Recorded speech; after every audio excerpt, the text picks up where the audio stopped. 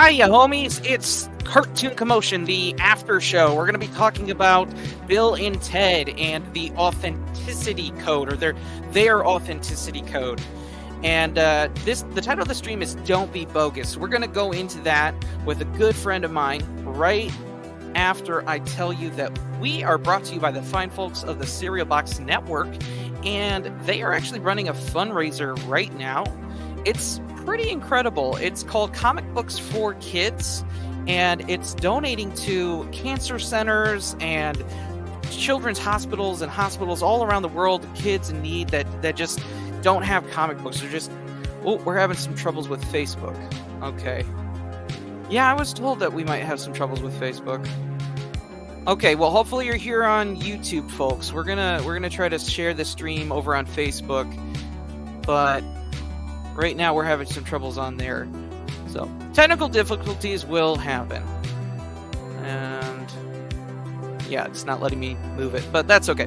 So they have a fundraiser right now called Comic Books for Kids, and I'm just going to run that little spot real quick, just so you can see what it's like, and then we'll continue. The Multiverse fundraiser is partnering with Comic Books for Kids to raise money for their cause. Their mission is to provide comic books to children in hospitals and cancer centers across the United States, Canada, and the UK. We believe in the importance of providing stories that promote hope and bravery to kids who are facing things that are scarier than any supervillain. And we truly believe in this cause. To donate, you can either go to our Facebook page at www.facebook.com/The Multiverse Fundraiser or directly to comicbooksforkids.org. Awesome. So you can go and check that out right now. I think there's still time to donate if you're interested. That is available.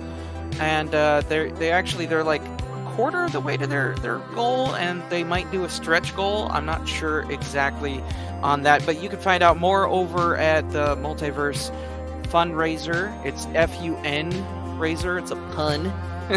Gotta love those puns. All right, so now, without further ado, my good friend John Ellis, the king of the Cartoon Commotion comment section. Welcome to the stream. Thanks. I'm glad to be here. I'm so glad to finally have you, because we've been talking about this for a little bit, and it's just like if there's anyone, honestly, and guys, please be jealous of this, because if there's anyone in the comment section of Cartoon Commotion that can analyze cartoons the way we appreciate the most, it is you, John. Thank you for being a part of this conversation. Yeah, thank you very much for having me here. I'm flattered to be here. And it's great because, this might be the last stream we do for at least 1 month, because we're going to go on a brief hiatus for February. We're going to put together a whole bunch of content for you guys, and then we're going to release it on starting in March, hopefully.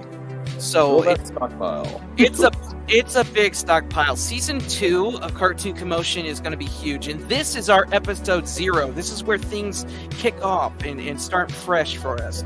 So I'm glad that you could watch it. You did get a chance to see it, right? Yes. And watched it not too long ago, actually.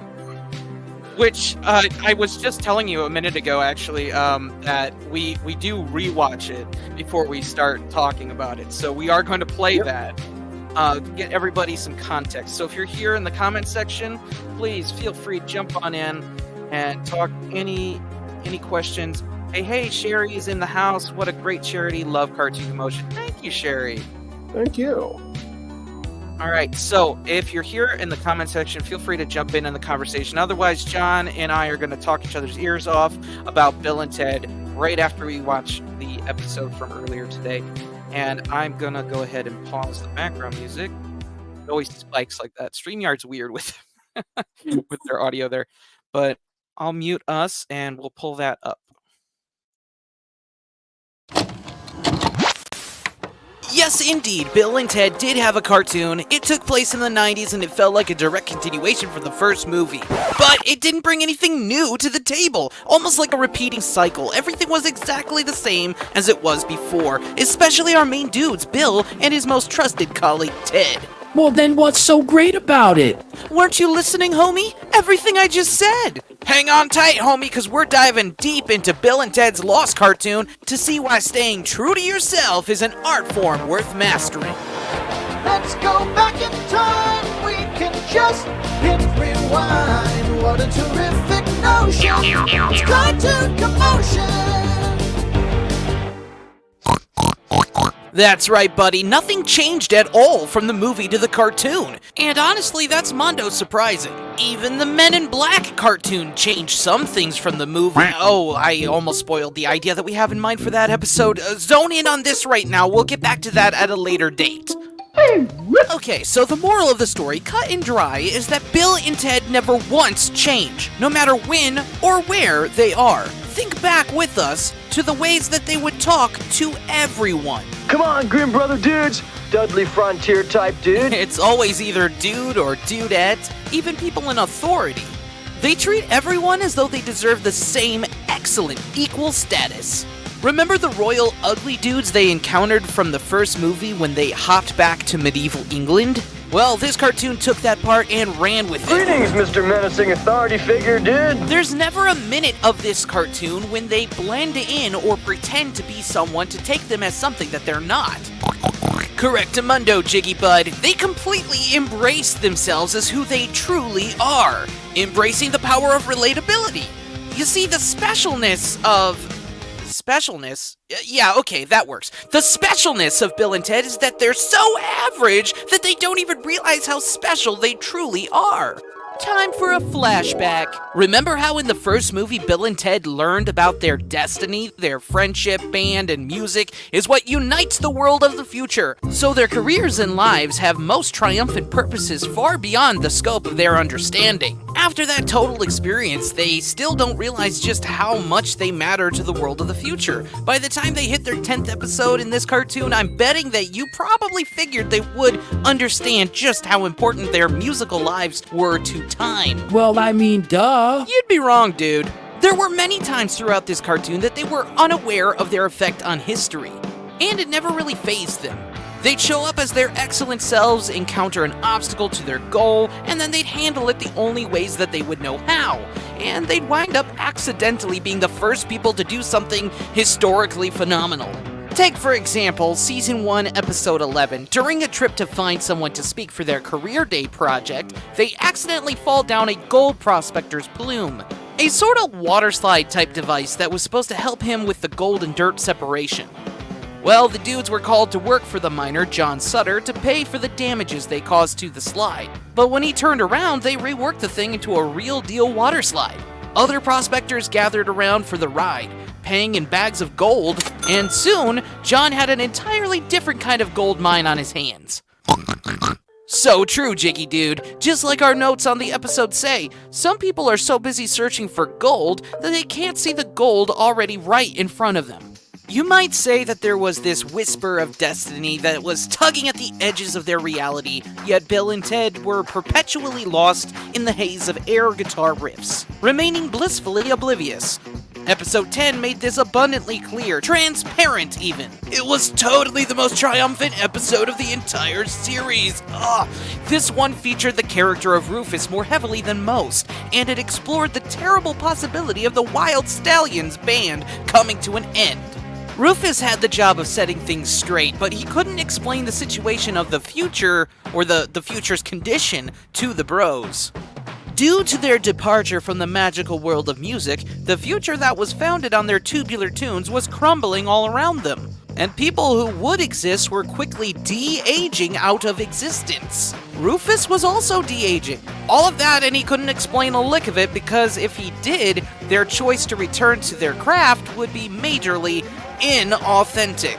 Pause for dramatic effect. Let that word set in. Ooh, the suspense is killing me. Not. Whew, if you made it through the process of deeper thinking without your brain spontaneously combusting, congrats! You survived where our test subjects couldn't. But that's not important right now. Being true to yourself, or at least staying true to yourself, is something that we all must learn in time. It's something that I've learned in the process of making content about cartoon analysis. But Bill and Ted never had to learn to be themselves, dude.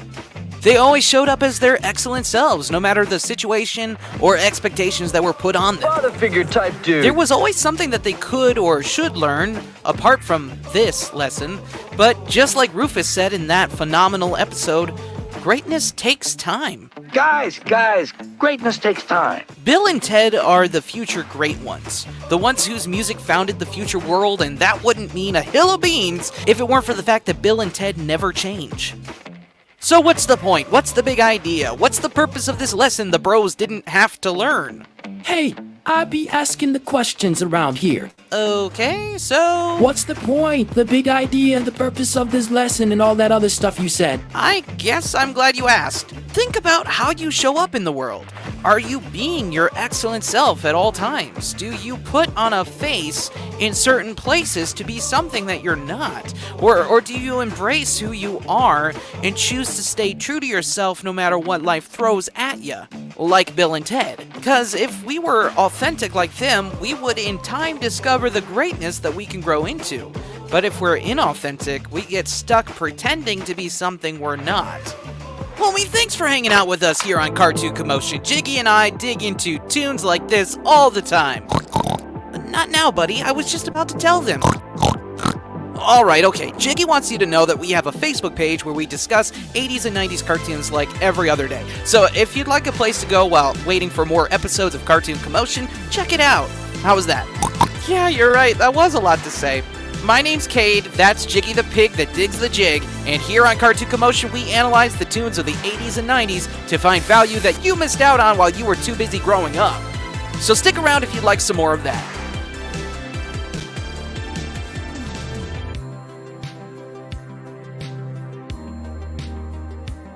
And we're back. We're back. I'm going to turn this down. The music automatically shoots up super loud. StreamYard, if you're listening, help us. Anyway, they got to get that bug fixed, whatever that is. So, what you think, John? Yeah, I agree with your analysis that Bill and Ted, they're very purity. They're the fact that they never try to trick anyone. They never use the least lick of strategy, really. They're always just very direct and very open about what they want and what their goals are. And they're never cruel. They're never unkind. They're always just Bill and Ted. No matter what time period they're in, they never use the slightest bit of trickery. In fact, you could say they're the opposite of tricksters in that they're always right up front. Hey, this is what we're here for. And like I told you earlier, I feel like it's sort of like in the old stories where the pure characters, they're almost charmed in a way. They're protected by their purity in a way. Everything comes up roses for them because they always do their best to be rosy towards others, if that makes sense. Yeah, it does. They have a severe lack of self-awareness. Yes. But like, it's not necessarily a problem in their case. I think that their lack of understanding of like, they don't need to improve in any other area than just, I guess, learning their music, because they do learn how to play their instruments over time, and then they become the great ones. But like, they don't show up in the situations pretending to know the solution, pretending like they're given a problem, and they solve it with what they know. They solve it with what they understand, and sometimes what they understand is like what most people would consider not understanding. Yes. But like, because they solved it using their own wits, their own brains, or lack thereof, it comes across so much more pure. Like you said, it's real. It's coming from a place of hey, we're not perfect, but we figure it out. Yeah, I did like watching the episodes that I was able to sample on YouTube. I like the running gag that even though Bill is a little bit, just a tiny bit more clued in than Ted, usually immediately after trying to get Ted back on track, he'll say something even more goofy and zany, just doubling down on the Yeah. It's funny. It's like he's the smarter one of the two, but it's not. Yeah. It's no better. It's no better, really. Yes. Like it was Mark Twain see under Samuel Clemens, in the book. They had to go meet Mark Twain for career day. And in the book, it said, "See under Samuel Clemens." And Ted was like, "Who's that?" And Bill says, "Well, obviously, he knows where to find Mr. Mark Twain."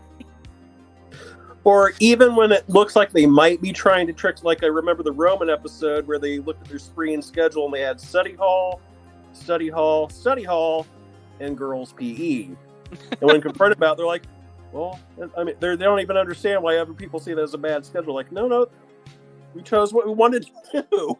Well, they just thought that they could get away with, they could do it. Like, they didn't think it was the problem. They literally didn't know better. So. And everyone else was like, "Oh, you guys really tried to get away with something there." No, they're like, no, we just thought it'd be a cool schedule. The jocks on the bench were like, "Whoa, dude!" Yeah, they thought, "Oh man, these are some next level tricksters here." But no, they weren't trying to trick anyone. This is what they wanted, so they did it. Yeah. Did you see? Do you remember the 8th episode, Pocket Watch Full of Miracles? Do you remember that one? Unfortunately, I don't think I saw that one. I did see. Let's see. I remember I saw the Mozart episode recently with Little Richard. Mozart, yeah, that was. What was that one? Birth of Rock and Roll or Too Hip for the Womb. That was a good one, and I saw the Roman one, and I saw the Chinese. The Roman one. Yes. Okay, you're naming some really good ones here. Yeah. The Birth of Rock and Roll. Let's start with that one. The main theme or value that I picked up in that was that sometimes the only things that separate us are stigmas that are pretentious or preferences that are just not so different after all. Because in the end, they solved the report was that rock and roll and classical music are actually one and the same. Yeah. I thought that was a very interesting resolve to the problem. And in a way, they're right. Like Michael Jackson said once that his album Thriller was inspired by classical music. He cited the work of Tchaikovsky's Nutcracker. So that's a real world thing. Yeah, there's some people who say, yes, there is a connection there. So I guess I could hear that. Yeah, people who are watching the episode may have learned something real there. Or I like how, they never call Mozart a brat. They understand he's just a little kid with too much energy to burn, and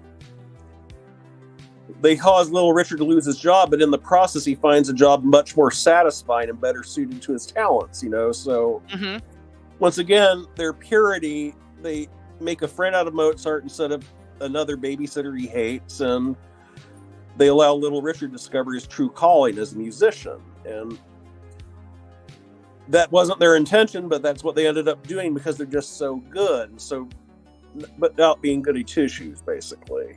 And then, ironically, Mozart decided to become a musician basically because of them. Yeah. So, if you look back on episodes like you mentioned, the Chinese episode "One Sweet and Sour Chinese Adventure to Go," that one, and then what was that other one you mentioned? Let's see, the Roman one. The Roman one, yeah. They're trying to pass their Latin class, and they accidentally first go back to Latin America. Then they go to visit Julius Caesar. And it's a very fun episode. Trying to find the title of that one. Especially when, I can relate to the homework scene where their Latin teacher alone assigns them several different things to do for homework. Translate the Gettysburg Address into Latin. Oh, yes, and read an entire novel in Latin. And I'm like, this isn't a joke. This is what high school was like. Every teacher assigned you. Every teacher would assign you several different things to do for homework, forgetting that you have several other teachers also assigning you several different things for homework. So I can relate. Here very well. Well, that's some insight right there. The contrast from reality is not so great. I got to acknowledge a few comments here while we're talking. We got Julian. Hiya, Jay. How you doing? Hope you're still here, man, and having a great night. Happy Saturday. Mr. B-Man's here. I'm still waiting for the music to save mankind. We all are. And he actually just asked, do we have any of their albums, which prompted my comment search here. I do not. Do you, John? No, but my brothers were obsessed with the second movie, so I got to listen to the Kiss song "God Gave Rock and Roll to You" every day for a whole year, 1 year. So A whole year, every day. Wow. For some reason, they were obsessed with Bill and Ted's Bogus Journeys and with the film Bloodsport, which I don't know why, but yeah, they were. Well, I'd come home from school and there would be Bogus Journeys or Bloodsport playing, and I would be like, okay, I'll just have to wait till this is over, because I know if I try to ask, hey, can I watch something? They'd be like, no. what are you thinking? Why would you ask that? Like, we're still on our 5th rewatch for today. What do you? Yes. I did That's like, great.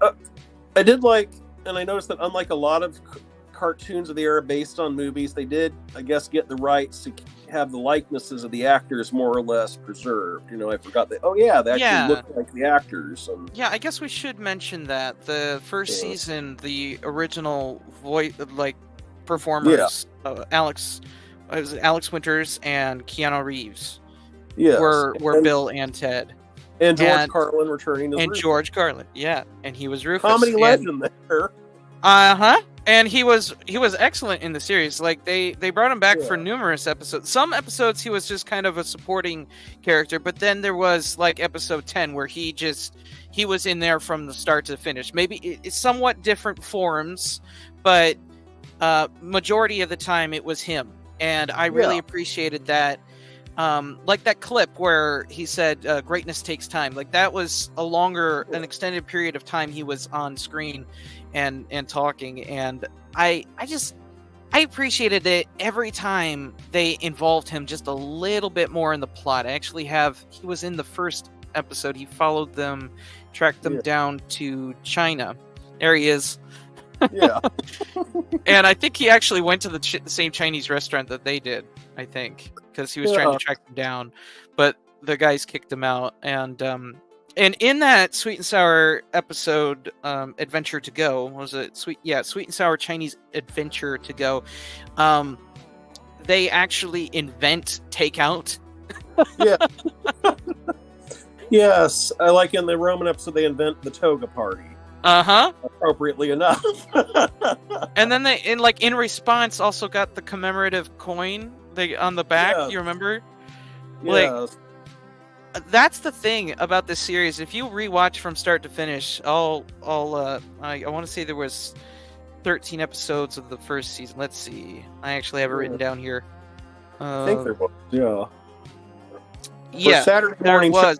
The first season usually 13 episodes. There was 13. So if you watch all 13, basically, Bill and Ted will accidentally invent or change something in history in almost every episode. Yeah. I mean, I thought it was fascinating that they incorporated a theme because basically what we're talking about is they were unaware the effect that they had on history. Yeah. Completely unaware. That's even a legit science fiction concept of time travel, the idea of a stable time loop, that you can't actually change the past. What you do is, the past is if you go back and change the past, that's the way it always was. You were always meant to go back and be a part of it. Basically, it's not possible to change the future. You just are living out what you're supposed to do. That makes a lot of sense. So somehow, yeah, every time they know that Little Richard was a famous musician at the birth of rock and roll, they create his career unintentionally, but that's the way it is, because that's who they remembered him as. So I don't know if that was their intention or not with the show, but it's interesting to think about that was a legit science fiction concept there. That time travel is a loop. You're fulfilling basically the way things are always meant to be. I'm not sure which episode it was, but there was one where they were in the Swiss Alps, I think, and I can't remember the exact name of the episode, but they went to the Swiss Alps and they accidentally left a chocolate bar wrapper there, and then a Swiss, like a person from there, just picks up the wrapper, and basically that's where we get Swiss chocolate. Like they retroactively invented Swiss chocolate by giving them the recipe that they already invented. So it's like, because because they had all the ingredients on the back of the wrapper. So they just read the wrapper, and then they knew how to make Swiss chocolate. It makes me wonder, are these guys just the key to all of human history then? Are Bill and Ted the most important people who ever lived? I mean, okay, so like within the confines of this story, totally. Yes. Totally, because like that's Bill and Ted exactly what history. happens. Yes. They I think it was actually in the first episode, the Chinese Adventure to Go, they actually like get who was the traveler? They get the one guy from China to Marco Polo? yes, they get Marco Polo to his destination. And it's like basically if they hadn't intervened, that never would have happened. Makes you wonder, okay, so basically all of history is a house of cards relying on two late 80s teenagers. Man, I felt bad in a way listening to the episode where they talk about how their favorite musicians was Van Halen, their favorite oldies, and I'm like, it's 1990, Van Halen isn't going to be a thing much longer, unfortunately. My light there.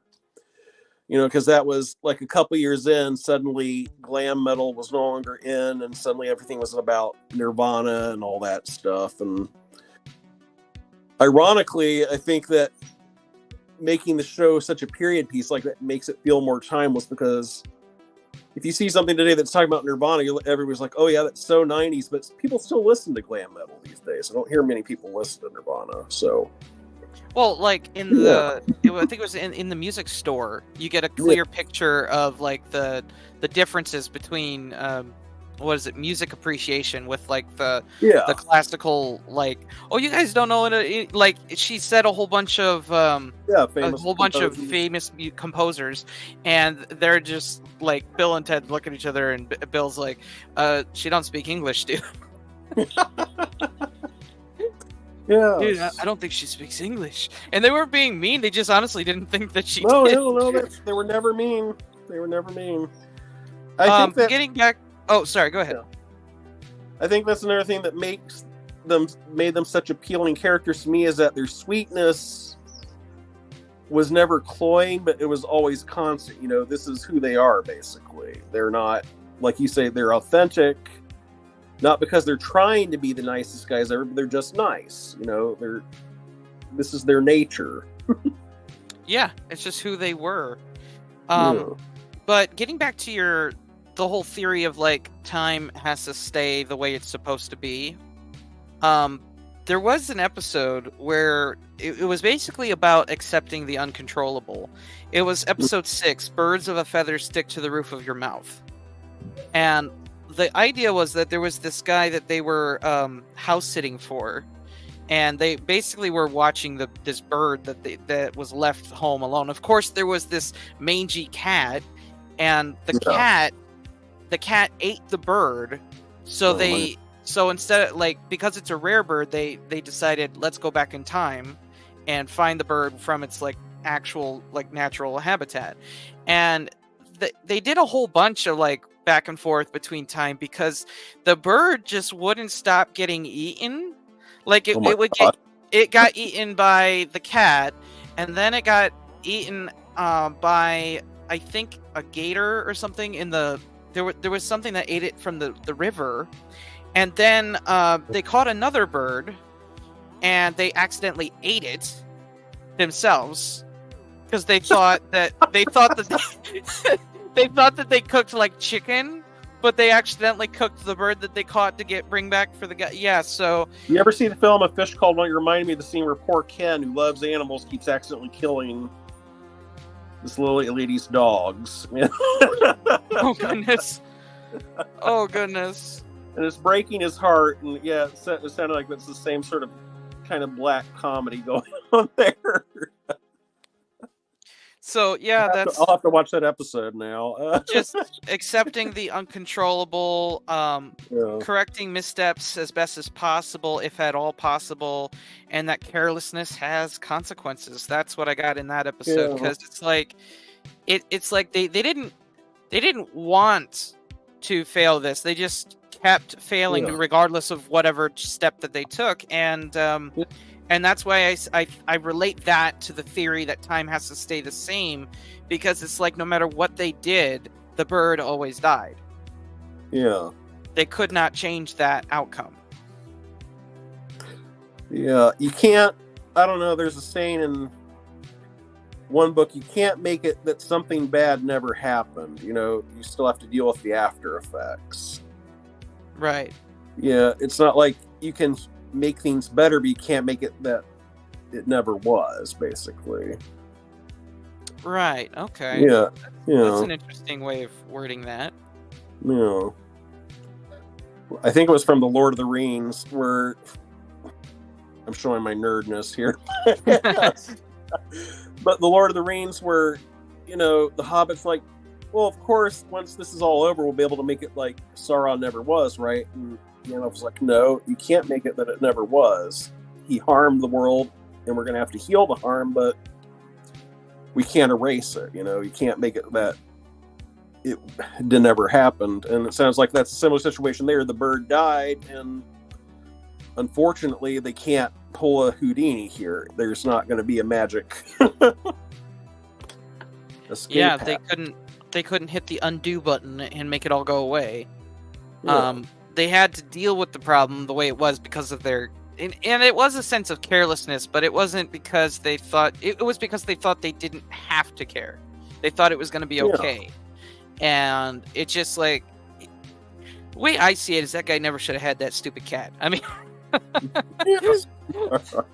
it's a plot device because it's like the guy collected a rare bird and then just so happened to also have a mangy cat.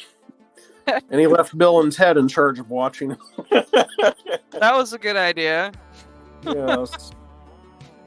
I think my favorite thing about this show is that the characters, like you said, are basically recreated from the movie, and there were a fair deal of shows in the 80s and 90s where they got the name of the movie, but they didn't look anything like the movie, didn't act anything like the movie. Like I mentioned Conan to you earlier. Yeah, the Conan cartoon from the 90s where he's taking care of these kids. That wasn't Conan. But Bill and Ted, it was basically the plots you can imagine happening after the movie. Yeah. Yeah, And I would say that in comparison or contrast to like the real Ghostbusters, Men in Black, and some other name like RoboCop or something, this cartoon could actually be a sequel to the first movie at least. I mean, real Ghostbusters, they even had the episode where they make the movie, and the guy's like, that doesn't look anything like us. Yeah. And then I'm not going to spoil my Men in Black episode, but there's a similar situation there too with the movies. So like where other shows would actually make it out to be like its own independent thing, this felt like you could pick up from like this was picking up where the movie left off. And honestly, John, if you haven't seen it yet, I highly encourage you to check out episode 10. Episode 10 was When the Going Gets Tough, Bill and Ted Are History. And that was the thing that I highlighted in this episode of Cartoon Commotion, because that's what explores the idea of Bill and Ted are not seeing their dreams fulfilled. They're not seeing any success. In short, it's basically the plot of the third movie. Yeah. It's basically the plot because they feel like giving up. But then this explores how it would be if they did give up. It explores how the world of the future starts falling apart. I showed you some of that in the episode. Yeah. And it's just like the theme, the value here is like we don't realize how much impact that we have on history. How if you stay true to yourself, even when you're laughed at and nobody seems to understand you, you won't see success if you don't stay true to yourself. You won't see those dreams fulfilled if you don't keep at it. Like Rufus said, greatness takes time, and that's what was in this episode, man. And it's just like when I saw that episode, I thought this is the quintessential Bill and Ted episode. Like this is like definitive. So I highly recommend that one, man. That does sound, and it also sounds true to life, because in real life, when you hope for something, you risk being disappointed or worse. And I like that they didn't candy coat that. Hope requires a leap of faith. You don't have the guarantee up front that everything's going to be all right. You don't know it's going to be all right, but you want to believe it'll be all right. So that sounds like, that was an important true to life lesson there, that, hope requires you to have that faith that things will work out without necessarily knowing things are going to work out. And just keep at it. Just don't give up, because if you give up, you're never going to see it succeed. Basically, I think I actually got this lesson from a Transformers episode I was analyzing today. It was basically the sensei. Yeah, it was the sensei in season 3, episode 27.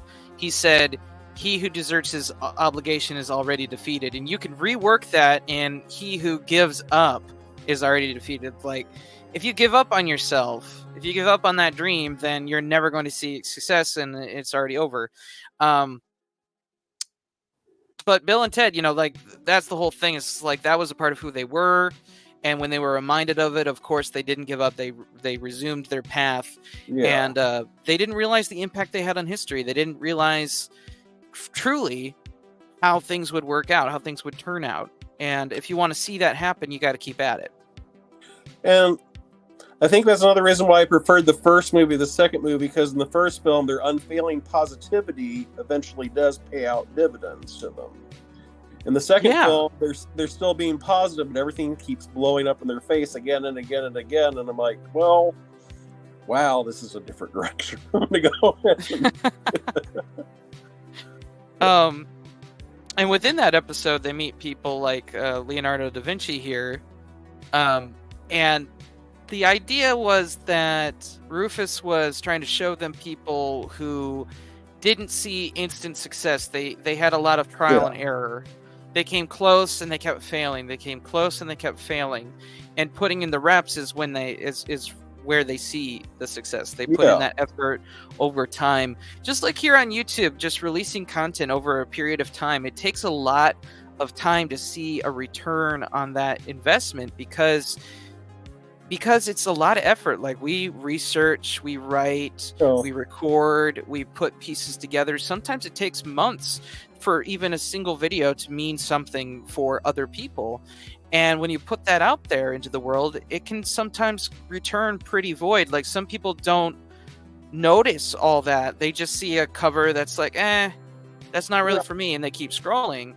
But you here on Cartoon Commotion, you're here with me in the conversation, and you've been around it long enough to see the value. The time that you returned was rewarded, because you here we are having this really in-depth conversation. It's that kind of thing that I wouldn't see if I gave up with the first upload. Well, and also, how's the old saying go? An overnight success in 20 years. That's it, pretty much. That's pretty much. I used to work as an editor for an online fiction magazine, and they interviewed one of my favorite writers, and the interviewer was like, well, you just exploded onto the scene. When your first novel was a big success, how did it feel to be an overnight success? He's like, well, you don't understand. I submitted stories for 20 years before that novel was published. So he had to spend 20 years of rejection first. But he learned from each rejection. He learned better what he was good at writing at, what he wasn't good at writing at, what interested him and what interested other people. And if he hadn't done that, he wouldn't have known how to write well. And I guess that you can see a similar thing with Bill and Ted. They didn't become these musicians who literally changed the fabric of reality overnight. They become it through years and years of, like you say, always pursuing their dream and remaining positive in the face of so much opposition. And their dads are horrible. I mean, watching the show, I'm like, their dads are basically the worst dads ever. They give them no support at all. Nope. But they're still so cheerful and still so happy. And their mom, well, I'm not going to talk about Missy, but oh man, she was actually even worse in season 2, because season 2, she didn't Oh goodness, they set her up to do like the national anthem at a ball game, and she can't apparently sing. And Rufus informs the guys that if she sings, it will actually like basically end all relations between China and America and distribution and gosh. music. And yeah, like she her whole performance is what all of this hinges on. And I'm just like, that so like if it's that bad, how come she can't tell? And also like how come she's still involved in this? Like how come somebody doesn't tell her, hey, you can't do this? I have to say, rewatching these episodes, I hadn't watched it since 1990, I think, and it brought back a lot of fun. Well, like you say, the nostalgia of these old shows.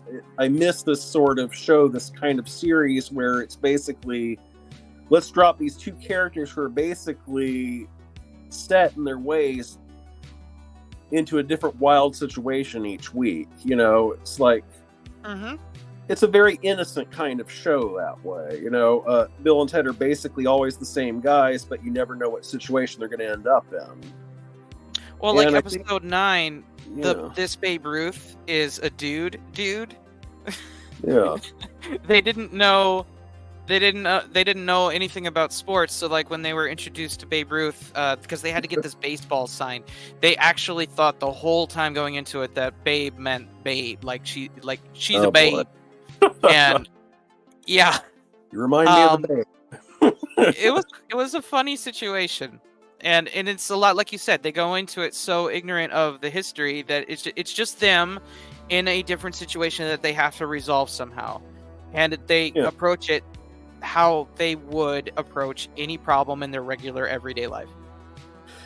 And in a way, it reminds me, like I said earlier, it reminds me of those old fairy tales where it's the pure character who somehow escapes terrible danger by their purity. Oh, I see a comment there. Yeah, I thought you were reading it. As Galaxy Unicorn Art says, yo, Cade, what I missed? We were talking about Bill and Ted's Excellent Adventures, the animated series from 1990. And it aired until, I believe, it was during 1992, but I gotta see, where did it end? Season 2 isn't necessarily very noteworthy, but I took notes anyway. That was 1991. 1991. It ended. November 16th. That explains why I never saw it, because by that time I had other shows I was watching, so... Oh, yeah. And sadly, the Deke version, being nothing to write home about, didn't really give you any reason to come back. Yeah, I mean, I was watching on Tubi some of the old Deke shows, and like, you ever see the show Ultra Force? It's like they were trying so hard to be X-Men 92, but we already had X-Men 92, so if we have X-Men 92, why are you giving us Ultra Force? And the irony is Marvel had just bought the company that made Ultra Force, so... I think I actually wrote that down. Makes Ultra Force different from X-Men, you know, because it is, if you read the original comic, it's a very different show. But you're just showing here this derivative clone, so nobody's going to watch, and of course nobody did watch. So it, yeah. I remember the name Ultra Force. I don't think I ever saw it, but somebody messaged me that cartoon. Nick from Facebook. His last name is hard for me to pronounce, but his first name is Nicholas. And we message each other all the time, and he suggests me cartoons on a regular basis. And I wish I could do every cartoon that everybody sends me in, but the thing is like there's this sort of middle area. There's what I want to make for you, what people want me to make, and also what people are generally interested in. And I have to like meet in that middle area. Like I have to pull all three together and say, okay, this is what I'm going to make an episode on. And sadly, that's the reason that this episode's probably not going to get a lot of attention right away, because Bill and Ted is, unfortunately, not a very popular topic at this moment. They are my episode 0, and this is refreshing the show moving into season 2. We're going to have, I am planning a total of 45 episodes for season 2. That's this upcoming, 2024 season. And there's going to be a set of 10 I'm in production with right now. So that's what you miss, Galaxy Unicorn. That's what we were talking about. Back to Bill and Ted, though. Where were we? I think you're talking about the episode. Yes, you told the episode. I have to watch episode 10, the one where, You do, definitely. yes, Definitely. and I will have to check that out from the sound of it, about not 10 giving up on their dream. 10 is quintessential for that reason alone. 9 was humorous, but it wasn't the same impact. That was just Babe Ruth. This babe is a dude. Touched a lot on their ignorance. It was very fun. But then episode 11, Never the Twain Shall Meet, I mentioned that in this episode of Cartoon Commotion, and that was really fun. That was exploring finding and embracing your true calling, how famous icons can have a rough start, like Shakespeare in this story. And then it also talked about John Sutter, that gold miner, and the whole, like, where they redid the plume into a water slide. That was all in there. So if you want, like, some actual, like, context for all of that, I believe some of the episodes you found on YouTube, right?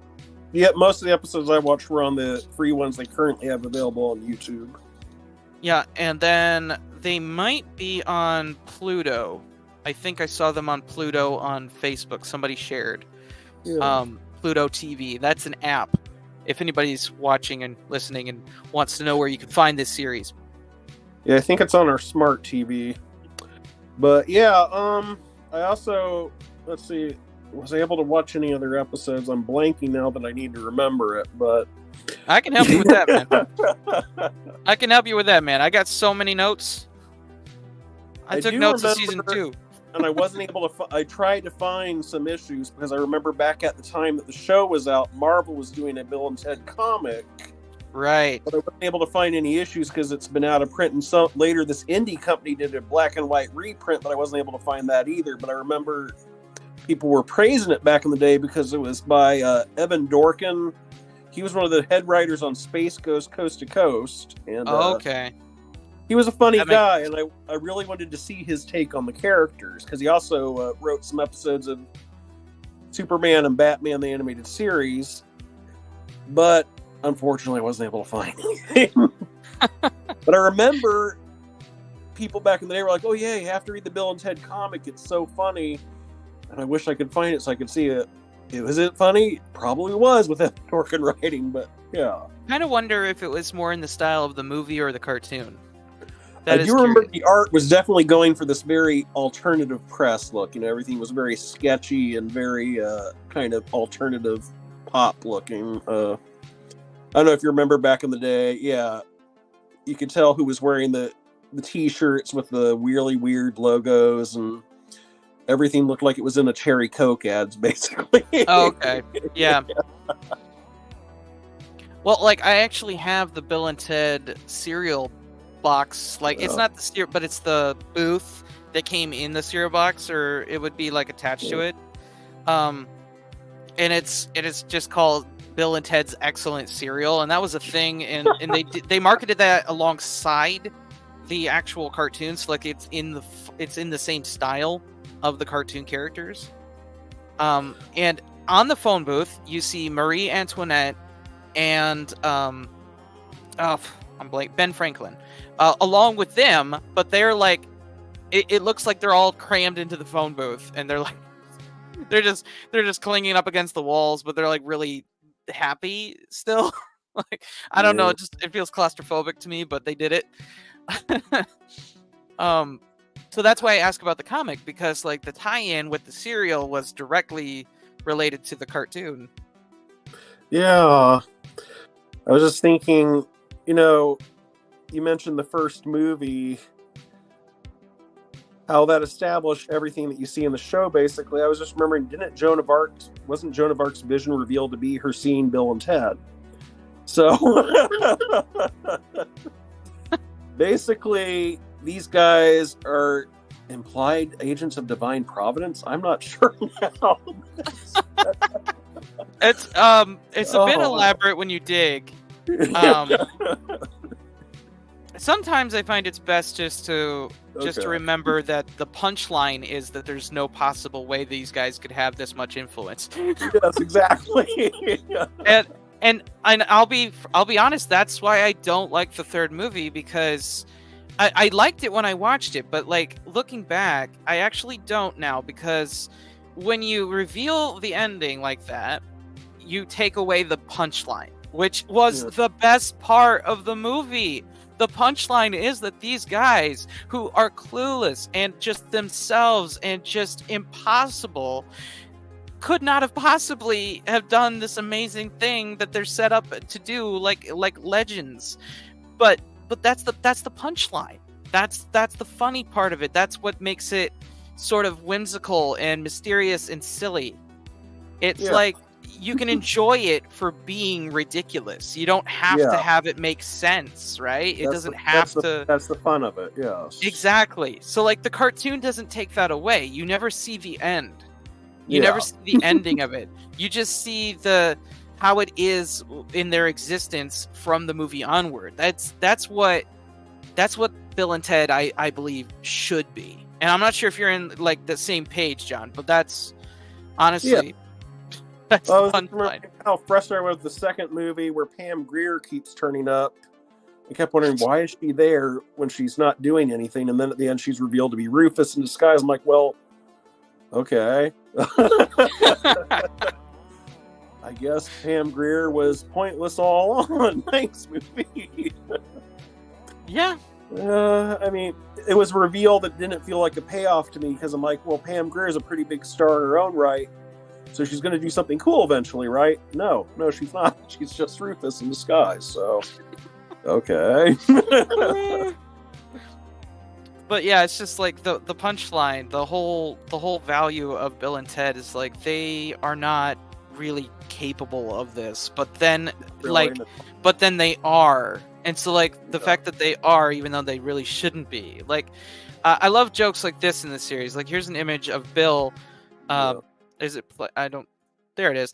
Bill trying to think, and there's smoke coming out of his ears. And I actually did use this in the video. It's a sequence where I flashed images quickly so that you could actually see it in animation. And he's like tapping his forehead to remember something. It's like, I mean, just a basic task of remembering what he saw a few minutes ago.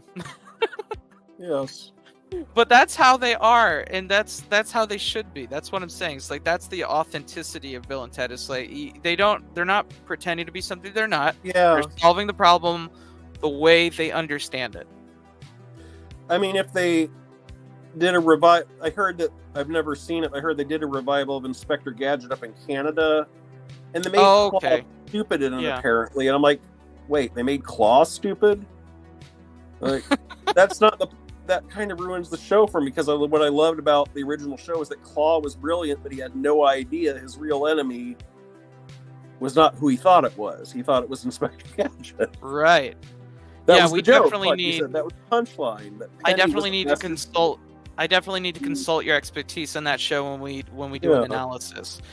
Maybe you can come on for the after show on that too. That would be fun. But if you're going to do like you said when they did the third movie, if you're going to do something, if you're going to do a follow-up, if you're going to do a sequel, if you're going to do a reimagining, you still want it to feel like what it is. You know, obviously it's not going to be the same. I mean, years and years and years. So many years have passed because it took so long for the stars to align, but you still want it to feel like what it is, or else you don't have what you thought you had. Right, right. You want the characters to remain iconically themselves, like have the same voice at least. And I think, I mean, it was there. Don't get me wrong, but the problem is that the punchline was removed. It was reduced. The impact was reduced because when you see the end, when you know how it ends, then it's kind of like it just kind of, I believe, takes away that punchline. It removes the fun of it, the fantasy element. Like, how could they possibly save all mankind? I feel like that is best left in the realm of imagination, and then the story itself should be more like using like in the series, they use the phone booth to solve their problems by going back in time and discovering things that they impact without realizing it. That should be the movie, not, well, here's the end of the thing that we told you they did in the first movie. Like, I feel like that was the biggest problem. Yeah, you want to leave some things mysterious, like you said, because if you remove the mystery, it's less magical, it's less meaningful, because fans love to speculate. Fans love to supply their own explanation of how they got there. That's part of the fun of being a fan, Yeah, that's true. If you tell everybody, if you tell everything, then it loses something in the translation. That's true. And then the message is also different, because in the third movie, the daughters were really the musicians that saved everybody, and Bill and Ted were kind of just backup performers. And that's okay, but it took away the impact and the crazy ridiculousness of the first one, because daughters were more capable. And I liked that the daughters were more capable, but they didn't have to be the ones that actually made the track to save the world. They didn't have to be... The idea was that Bill and Ted couldn't, and then they did. That's the whole thing about episode 10 here, is like they were giving up, and all this was changing. All of the future that they were trying to preserve in the first movie was falling to shambles, because they didn't realize that they were crucial to that future actually happening. Yeah.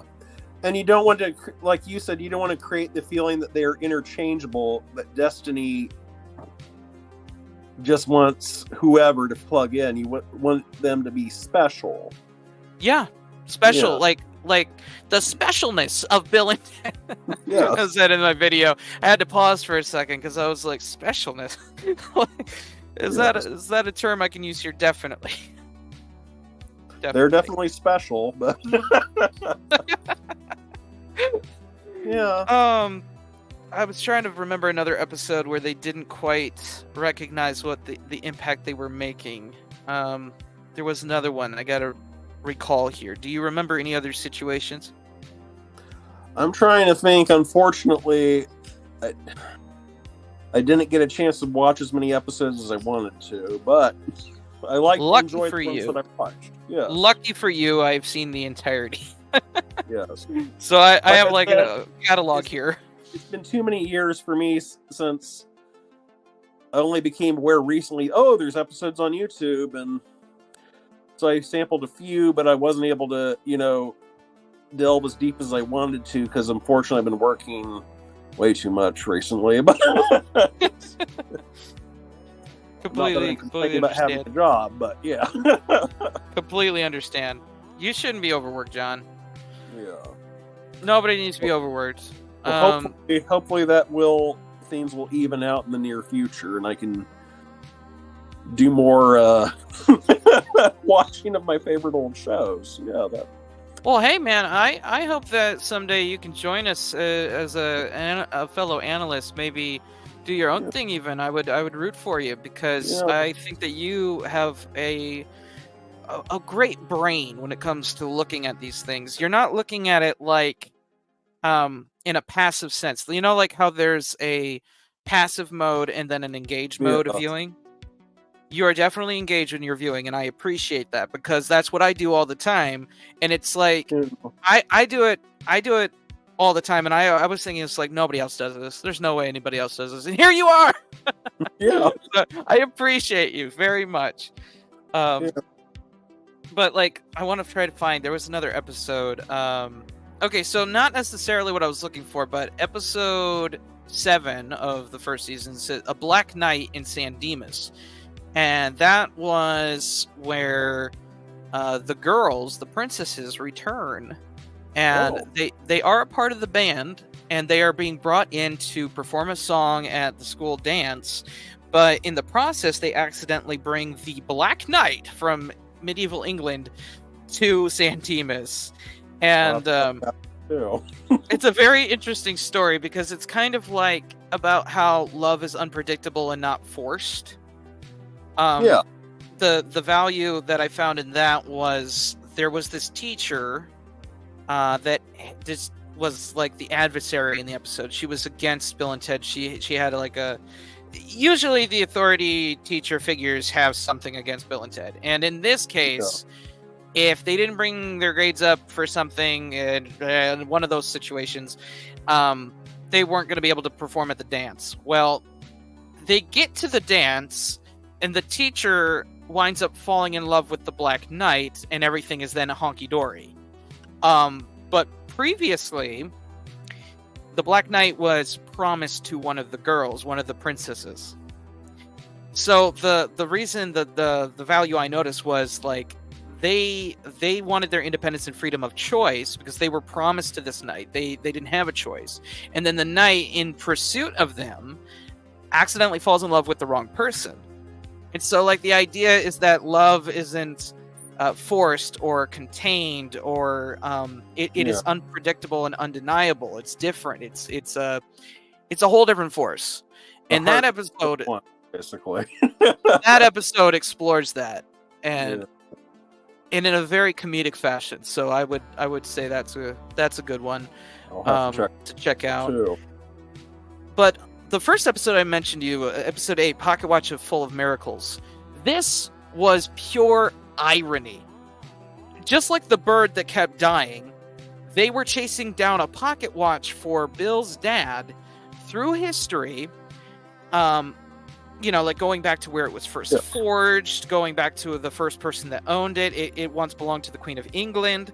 It's irony because they're tracking down a watch through time, and the watch keeps getting destroyed. Sounds frustrating. No matter where they go or what they do, it just keeps getting destroyed. So it's a similar situation, but they eventually do get the actual watch. It's just that during the process of tracking down the watch, they realize that an item can also have history. And I thought that was kind of poetic, because if you think about it, the things we own now once belonged to someone else. They not everything is necessarily brand new and you were the first person to own it. It had a history, and they got to see where this watch had been. And a watch is an item that, it's like commemorative. So like this person, this line of ownership meant something more than just like here's a family heirloom. It actually had like this historical journey. Well, that's the truth in life, that you appreciate what you've struggled for more than what's just given to you. So, yeah, I can see that being a very interesting message for them to learn. It means something to them now than if it was just handed to them. Exactly. And it was a gift for Bill's dad. So, like, you actually got to see why it meant something to their dad, the dad figure in the episode, because just like the initial like ownership of this watch didn't necessarily mean as much as where it came from. Yeah. Well, so now I have this. Okay, let's see. That episode 10, episode 7. Yeah, I mean, I can make you a short list real quick. We got episode 10 is definitely the highlight, but like 11 is a fun story where you learn about embracing your true calling and Mark Twain becoming a writer. And then episode 8 was Pocket Watch Full of Miracles, tracking down the time, the clock. Birds of a Feather was episode 6, and that's kind of it's just fun. It's just hilarious because they can't, no matter what they do, they can't keep the bird alive. Good. Episode 7. Page where the episodes are, so hopefully I can get to at least one of these tonight. Yes. Man, after today, I could just text you a list of them if you want. Right now, it's just conversation fodder. Because I just know I'm going to forget this all within my... Right on. My brain, I used to remember everything I read and everything I talked about. People were like, John, you're encyclopedic. Not anymore, though. I read a book now. It's like reading a new book because I've forgotten everything. In a way, that's cool, though, because it's like I'm reading a whole new book now. I mean, you're hearing me. I'm quoting these from a notebook I have here on my desk. I keep notes of all the values that I notice in these episodes. I sit down, I watch, and then I review in my mind, and I take notes on each episode for the show. And so, these are all just values that don't have their own Cartoon Commotion episode. Yeah. And we're just talking about them. We're just having a commotion right here. Yeah. So, I'm not expecting you to remember this, audibly. I will go ahead and message you later. Good. I that will be invaluable to me. And I will say I took notes on the values of season 2, but again, I mean, yeah, it was just it's a major down. Tried to watch an episode. It's like, yeah, this isn't jibing with. It's a major downgrade. It's a major downgrade. Not just the animation quality, but the vocal performances are just so inauthentic. They're not authentic. That's another thing I noticed. You're at the era here, the late 80s, early 90s, where Hanna-Barbera was getting a lot more ambitious in their productions. Well, DIC seemed to be going the opposite direction. It seemed to be, like you said, downgrading itself. No, I was recently rewatching some of the old Ed Grimley Hanna-Barbera cartoon, and I was astonished at how much it recreated Martin Short's performance and his sense of humor. And this was a Saturday morning show, because they could have easily justified dumbing it, but no, they kept it authentic to the character and to the actor. I assume that Short himself was deeply involved in the show. Probably. And then at the same time, you can see other studios where they're like, okay, well, we have the rights to this popular property, so that we'll just rely on the rights. The fact that the property is popular and we don't have to do anything else. And so they weren't stepping up their game, basically.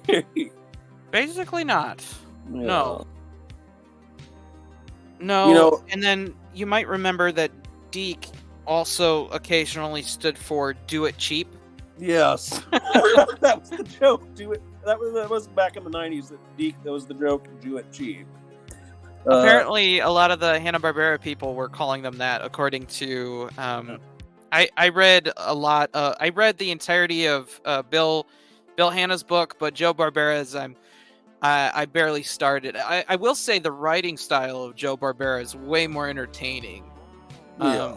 But I just think that's because he was more of the writing type. Joe did a lot of the actual construction of character, where Bill was kind of like a gags guy.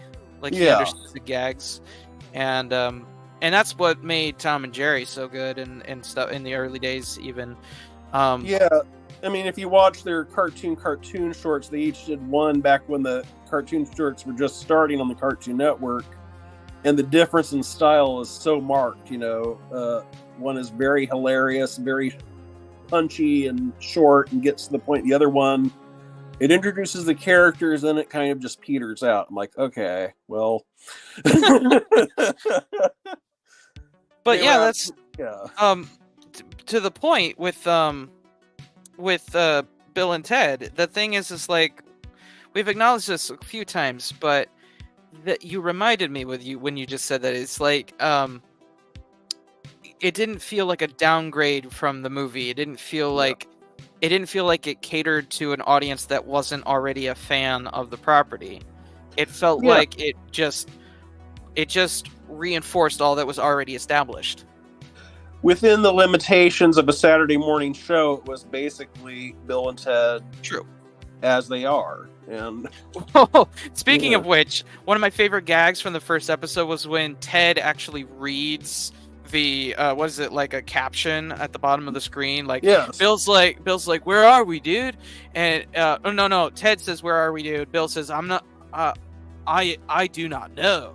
And then they go to the window and they're looking over the China Sea, and it says in the caption 18 something China Sea, and Ted reads it verbatim. He's like, if I were to hazard a guess, it would be. he reads it from the bottom of the screen, and he even points to it too, like it's physically there. And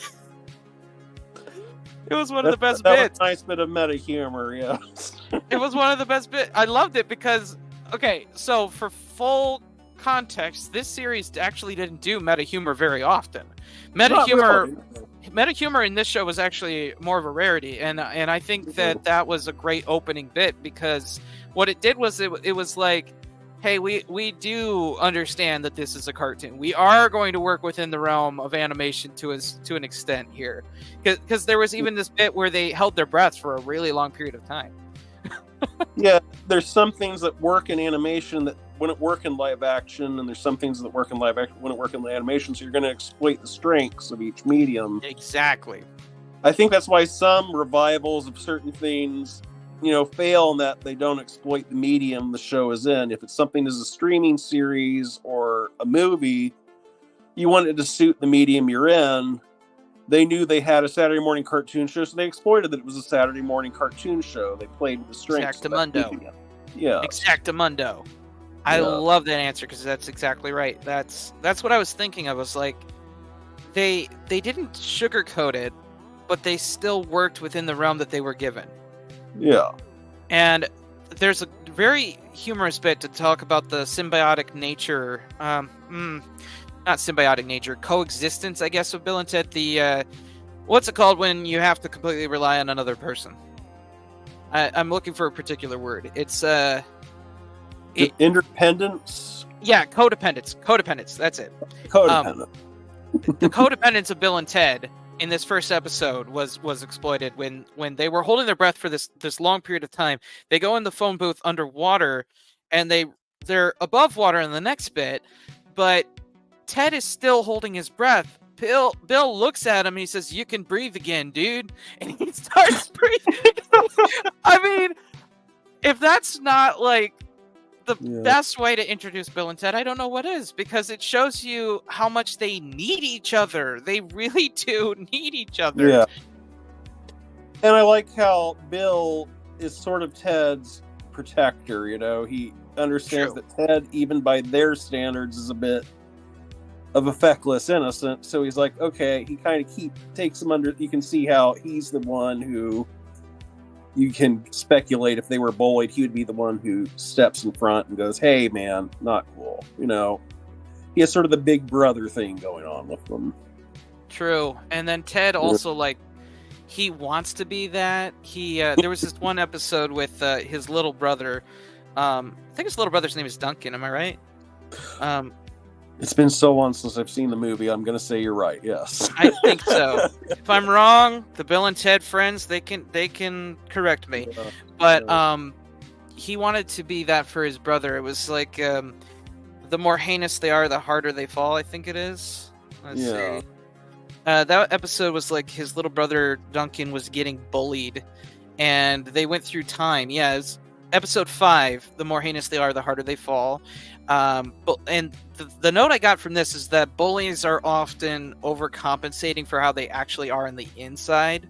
Because there's this one, I think it's Attila the Hun they go to, or somebody like it was dictator like that. It was some kind of, it was a serious bully, and he turned out to be not such a big bully after all. He turned out to be kind of a wimp, and he just put on all this armor and stuff, and he was overcompensating, and so just proving themselves, proving that they I noted that there's something great about proving themselves. This is a poor note. That's the problem. I'm reading it wrong. The idea is that they're overcompensating and trying to prove that they have something when they really don't. This is their voice, basically, being a jerk. They're defined by the pack. Okay. I did actually find the screenshots where they are codependent in breathing here. So this is Ted holding his breath, and you can see him. He's looking over at Bill like, "What are we supposed to do now?" And then Bill says, "You can breathe again, dude." And he lets out the oxygen that's being held in his face. That is priceless. That is priceless, movie. If you can't get anything else out of the first episode, just understanding the codependence of Bill and Ted was definitely there. I do like that everybody involved in the show seemed, at least in the first season, seems to have been having a good time. So you can feel that coming through. Totally. But yeah, so many Yeah. people don't really remember this cartoon. Like, they don't. Yeah.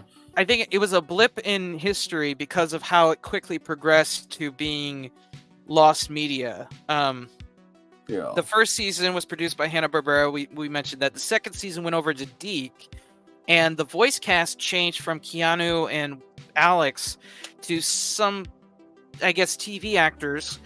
And actually, Carlin was gone too. George Carlin was somebody else took his role, and they're all trying to sound like their voices, but they barely come close. And then follow that up, the third season, because there actually was. It wasn't animated. It was live action. They did a real TV show. A real live action TV show to follow up. Because I remember seeing the ads for that, but I never saw an episode. Well, me neither. But after the second season, I don't think I want to, because it was so bad. Like, the writing was so bad. The very first episode of the second season, they enter... was it the first episode? Let me double check. I want to make sure I'm getting you the right facts here. Because there was only like 8 episodes in that. Yeah, it was actually it was episode 2 of season 2. The second episode is called "The Totally Gross Anatomy of a Gym Teacher." They actually their phone booth is given what's called a squint feature, which allows them to go into television, books, and to be able to shrink. And something else, but so the second episode, they shrink down and go inside of their gym teacher to help him overcome his gluttony, but they didn't intend on doing that. They intended on going back through time, but they accidentally shrunk themselves. And it's so bizarre because Ted, he falls in love with the gym teacher's lungs. With the lungs. The lungs are shaped like human females. Okay, I'm gonna stop you right there. I don't think I want to hear anymore. Yeah. That's that's going into a very weird area there. Yeah. This is a different show. I don't know if you remember the show Darkwater or Pirates of Darkwater. Hanna-Barbera did it for Fox Kids for the first season. It did a mini-series, like an event mini-series. And it got picked up by ABC as a Saturday morning show, but unfortunately ABC had a lot of notes for what they wanted to show. Oh. And they're like, we want this to be more for the kids. And so they completely changed the show. And I had loved the first season, because it was so unexpected. It was basically epic fantasy done by Hanna-Barbera. Really good animation, really dramatic story. They even got, some big-time stars to do voices on the show. But for the Saturday morning show, they basically made it to a Captain Planet episode. Like, in the original miniseries, these characters called Ecomancers who are very mysterious. They're connected to the Earth, and they have strange powers, and even they aren't sure, how their connection works. It's like in the old legends, where you're just gifted, you're touched by the gods, and you can do these mysterious things. In the Saturday morning show, it's basically just a superpower set. Yeah, you do this, you do that. Or they replaced, there was this one character, a monkey bird named Niddler. I'm not remembering his name right.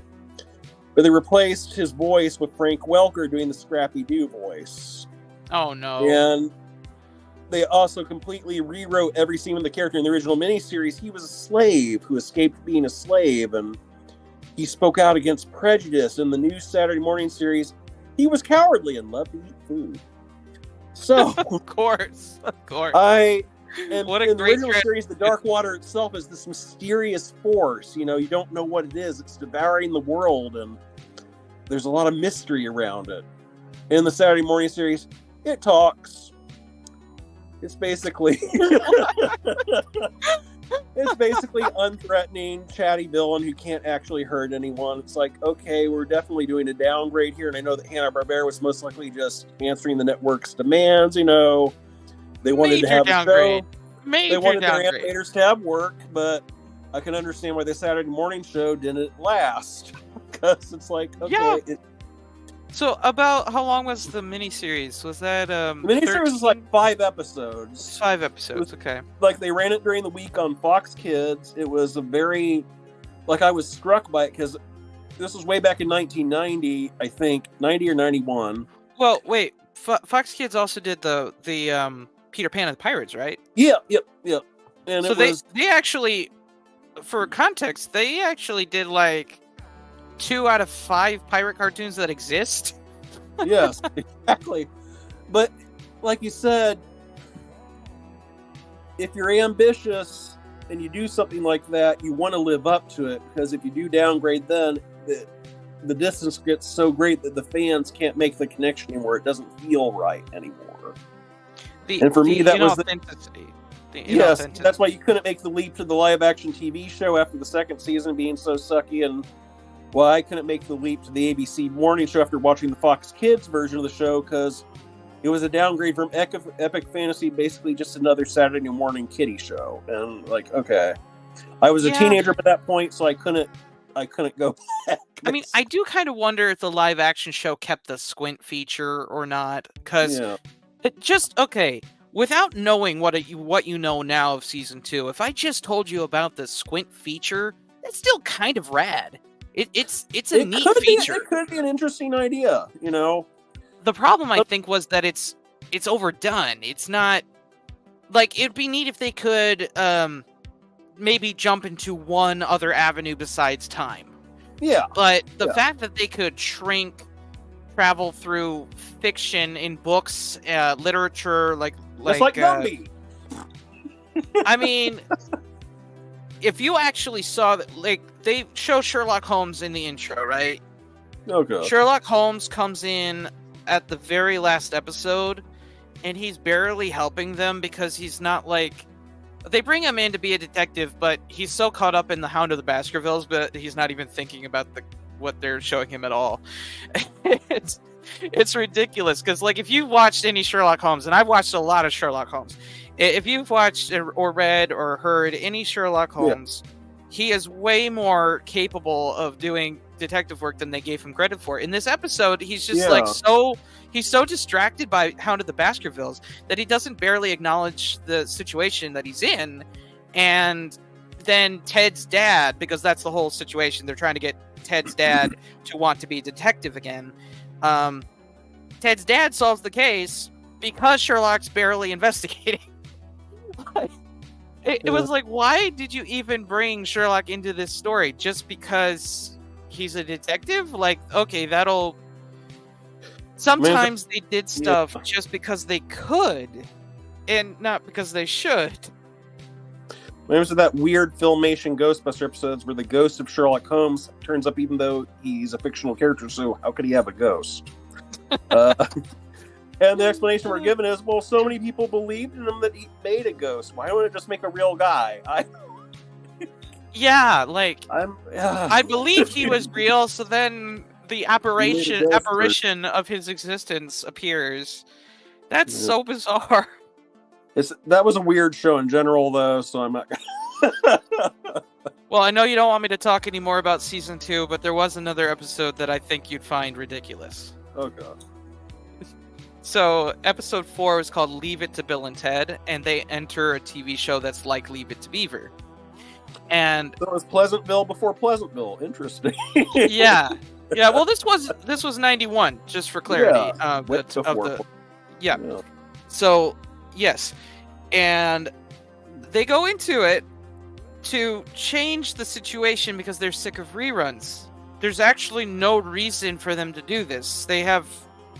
The episode actually has no purpose or function. Like, they don't change anything. They don't affect anything. The writing is so bad. I'm not even going to sugarcoat this one. The idea is that that they cannot change really what happens in the episode, but they want to anyway. And the only positive aspect I could take away is that it gives us a neat scope of a first-person narrative experience. Otherwise, it's nothing. It means nothing. They could have gone, I don't know, I guess they could have gone a little bit, like there used to be in the early 80s all sorts of cartoon shows based on sitcoms that were in reruns and popular with kids at the time. Gilligan's Island, Laverne and Shirley, Bork and Mindy, they all had their own Saturday morning cartoon shows. Even the Fonz. They did. Had a Saturday morning cartoon show. And that Fonz and the Happy Days gang. That maybe would have been a little bit fun to have fun with how weird those shows tended to be. I mean, Laverne and Shirley were taking orders in the army from a pig. So they were referencing Private Benjamin and Laverne and Shirley and classic animated shorts where animals talk all in one show. Where are we going with this? Though, even though you said all that, that's still like the best analysis I've ever heard of that show. Like, exactly. Like, honestly, I did attempt to watch, like, I think the first couple episodes, but like I barely got through the first one, and I revisited it. Revisited it after that. I feel bad because I'm blanking on her name, but she died. Yes. The actress who played. I'm blanking on her name too, but she played Laverne, and she was a director, a famous one actually. And now I feel a little bad because she directed many movies I actually saw, but I'm old now, so I do not remember her name. I'll have to look it up, but yes. Penny Marshall.